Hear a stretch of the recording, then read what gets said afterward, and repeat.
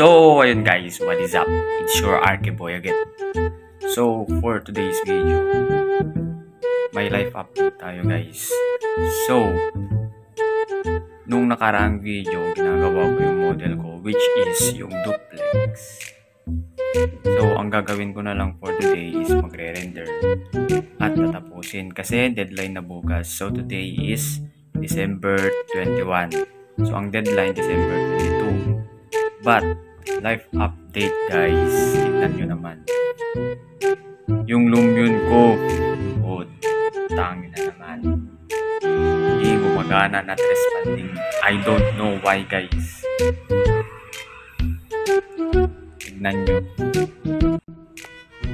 So yan, kanina pa to. Hindi ko siya ma-import. Hindi ko alam kung bakit not responding siya. Pero okay naman kanina.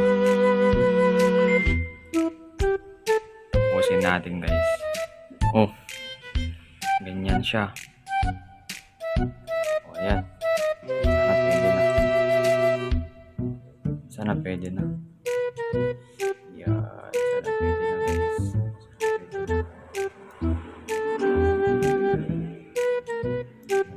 So, ito yung ginagawa ko ngayon. Medyo lagger. Wait lang. Move lang natin siya. Move lang natin siya. Upward. Check. Tingnan natin. Check lang natin yung interior.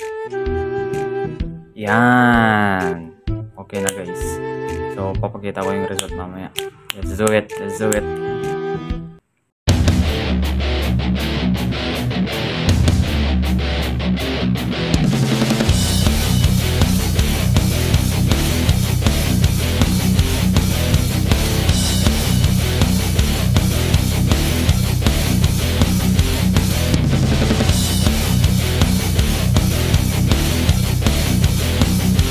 Ayun, update tayo guys. So, ito yung first trial or first render ng interior natin sa duplex.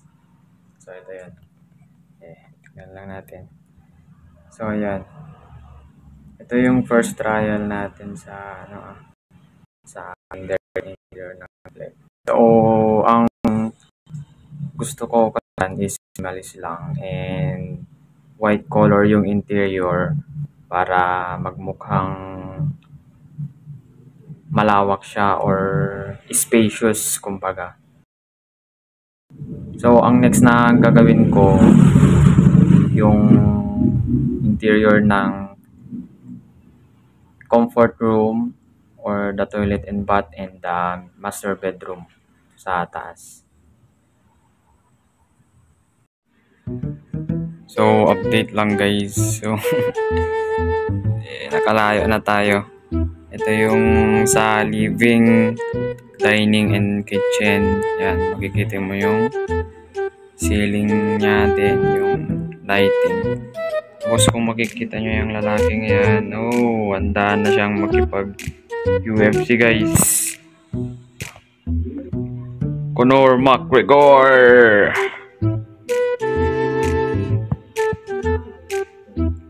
Tapos na tayo guys. So, ayun. Patapos na tayo sa rendering ng interiors ng duplex. So, I'm very excited sa magiging outcome niya. Simple lang naman yung interior niya, hindi masyadong bongga. Kasi economical yung gagamitin natin. So, ayun. Let's do it. And wala pa pala akong ligo. And pagkatapos ko to, syempre maliligo na tayo guys. Ang importante matapos natin. Ganun lang guys. So, ito yung guys. Final interior. Medyo final. So, ayun. Medyo patapos na guys. Let's go! And so, ayun nga guys. Finally, natapos na natin yung render ng interiors ng duplex. So, ang last na ni-render ko is yung toilet and bath. Tapos, ito na yung final render ng toilet and bath natin. So, as you can see, hindi siya masyadong decorated. Yung concept kasi niyan is minimalist lang. Hindi ko na nilagyan ng kung ano-ano pa para hindi maging chop suey guys. So, gusto ko simple lang. Yan, ganyan siya. And of course, ito yung final render ng master bedroom natin. Ito yun guys. Ayan. Yan. Na-intriga ako dyan na parte. Kasi medyo clean siya. Hindi siya medyo clean talaga. So, time check guys. We started kanina 12 PM. Then, natapos tayo ng 3 o'clock. So, 3 hours render lang yun. So, kalahin mo yun. So, medyo binaisik lang natin. Hindi naman sa nirush. Talagang ginawa lang din natin yung best natin para mapaganda yung renderin ng interiors natin. Interior lang kasi yung i-render ko din yung exterior. Di ko na ginawa. So, ibang ano yun ulit. Nasa site development plan namin yun. So, ayun. Time check. 3:43 in the afternoon. So, wala pa akong ligo. Maliligo muna ako guys. And kakain ako sa labas kasi di pa ako nag-lunch. Di pa ako nag-breakfast kanina. Tinapay lang ako, nagkape. So, yun. Let's go! Ito pala yung feeling ng mag-isa dito sa guys. Sa boarding house.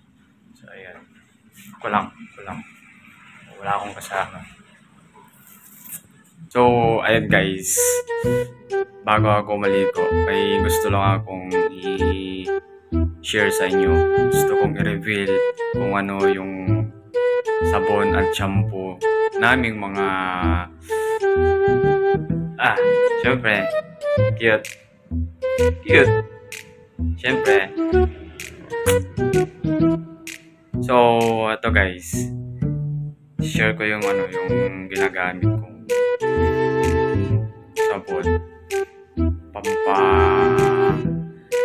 kapal ng mukha. So, ayan. Nakikita nyo yan, guys. Meron akong dito, shampoo. Itong shampoo na to, noong September pa yan. So, nagamit ko siya sa loob ng September, October, November, December. 3 months, guys. 3 months to.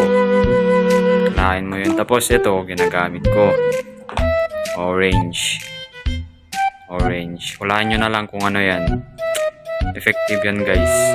Pampakapal ng mukha, pampakyut, pampapogi, pampaganda. And of course, Twin Safeguard.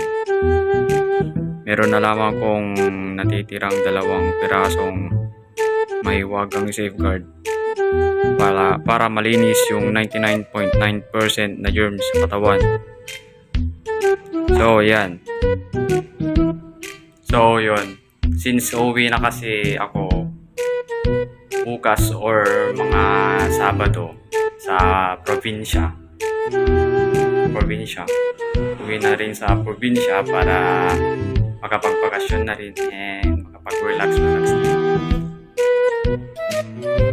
So, ubusin ko na lang yun.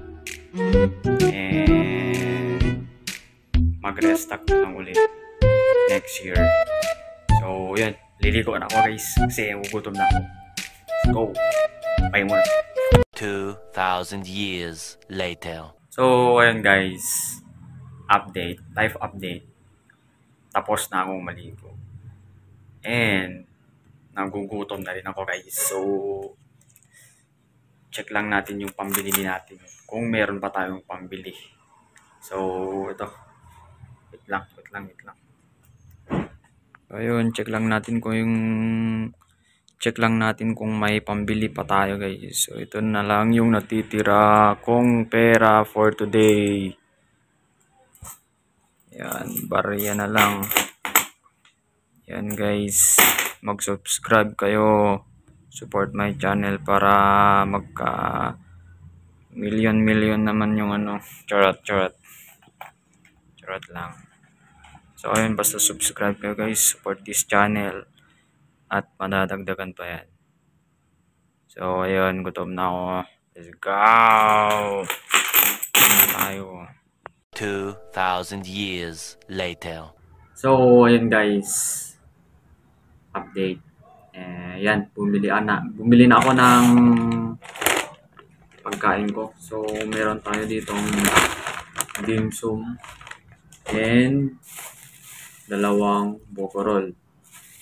So ang bibilihin ko sana kanina, dim sum and siopaw. So kaninang kumuha ako ng pera ko, sakto yung nabilang ko. Pero nung nandun na ako, kulang na ng 10 pesos yung pera ko para maging 25 sana. So, ito na lang yung binili ko. Bokorol. So, ayan. It's time to eat guys. This is reward. This is my simple reward. Kasi natapos ko yung ginagawa ko. Nakapag-render na ako. So, ganun lang. Deserve ko na magpakabusog. And hopefully, makauwi na tayo bukas guys. So, ayun. Samahan nyo akong kumain.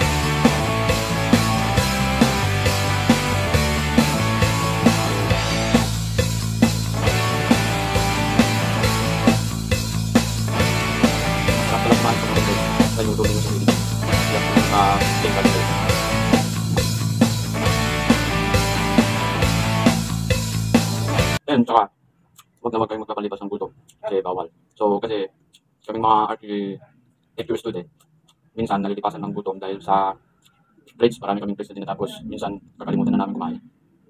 So, ayun, kumain para may lakas. And, drink your water. Stay hydrated, guys. And so, ayun guys, I'm done. And that's all for today's video. So hopefully matatapos na namin mamaya bukas. And may pasa namin bukas, of course. And sana makapagpahinga na kami, pag-rest na rin, kauwi. So ayun, keep motivated, keep hydrated guys, and please do subscribe to my YouTube channel. And marami pa akong videos na gagawin. So abang-abang lang. Thank you guys.